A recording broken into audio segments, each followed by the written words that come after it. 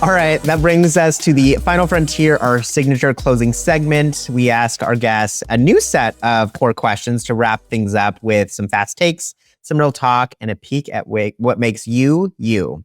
So the first question I have for you is, what is a piece of queer art, film, music, writing that has changed your life forever? Moonlight. Yeah. Brilliant. Usually I'm like, I hate when gay men do anything. But like, usually I'm like, oh, I don't need more gay men in my life. But also Moonlight is this like beautiful understanding of what it means to be queer in a really difficult society where it's hard to be queer, and what it means to be Black in a society that like targets you because of your Blackness, and also how to be soft. Like what does it mean to go through all of that and still find softness and still want to be soft at the end of the day? And yeah, Moonlight it is, as far as I'm concerned, the best film ever made. Truly. I agree. What did you have to learn to become who you are today? Bisexuality is real.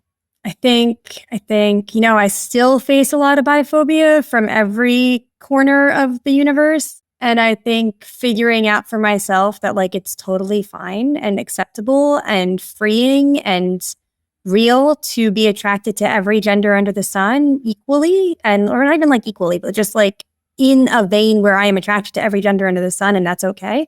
Yeah, that helped with a lot of self-hatred that I had as a teenager. So yeah. On that note, actually, really quickly, on that note, I would say that like, I feel like everybody is born pansexual. It's just we, by society standards, get pushed into these specific routes and you have to pick one or the other. It's like the binary is like rearing its ugly head at every turn kind of thing.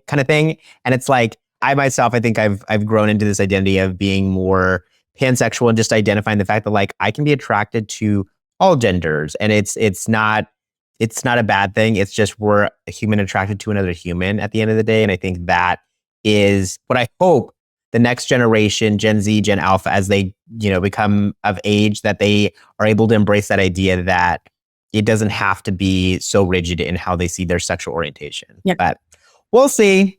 What is a straight thing that you genuinely do not understand? My God, so I'm dating a straight man and he's lovely and I adore him. But like, I don't understand why straight dates are only supposed to last 2 or 3 hours. Like, Oh I am so cultured as a queer woman that I'm like, yeah, our first date will obviously last like 8 to 10 hours. 8 hours later. And then we just do sleepovers forever. I'm confused. And he's like, no, like we go to the movie and then we go have dinner and then I take you home. And I'm like, absolutely not. That's only like 4 hours. I want more time than 4 hours with you. What are you talking about? So yeah, that is a constant. And he's just like, you know what? Lesbians do it better. And I'm like, I know, babe. I've opened up a whole new world for him. Always. Yeah. Always. I mean, true. Always. Yes. Yeah. That's good. You're queering him in the process. We like that. My wife does not agree with that framing, but sure. Yes. Mm-hmm. She's like, he's still a straight man and he's a tech bro. So it's a whole conversation in this house. The layers of it all. We love it. The other side says that there is a gay agenda. And if there actually is, when we're expanding it to the full spectrum of queerness, what item would you personally add to that agenda? Dismantling white supremacy. Period. Love that. And finally, where can people follow you and support your journey? I am on Blue Sky because I am that type of queer professor. And it's, if I'm not being pedantic and talking too much, what am I doing? And I am at Fluentisona, which is Fluentisona. It's Latin because I'm pretentious. So yeah, that's where I'm at. Love it. Dr. Rizzuto, thank you again for the third time and counting. You have this rare ability to make theory feel like relief more than homework. And I think that's what matters and why I love having you back on to dissect these topics, because they're so complex, but I think you make it so digestible. And here's what I keep coming back to. It's that for many queer people, the journey isn't just about discovering who we are. It's about unlearning who we were told we had to be, and recognizing that the discomfort we felt wasn't a personal failure, although it feels like it sometimes. It was actually structural design. Compet is the water that we swim in. Capitalism built the tank, and assimilation offered us a prettier corner of it and called it freedom. But the moment that you see the script, really see it and really are able to digest it and name it and trace its origins, you get your agency back. And you do not owe the world a performance of desire you do not feel. You do not owe it a sanitized version of yourself, of your queer life.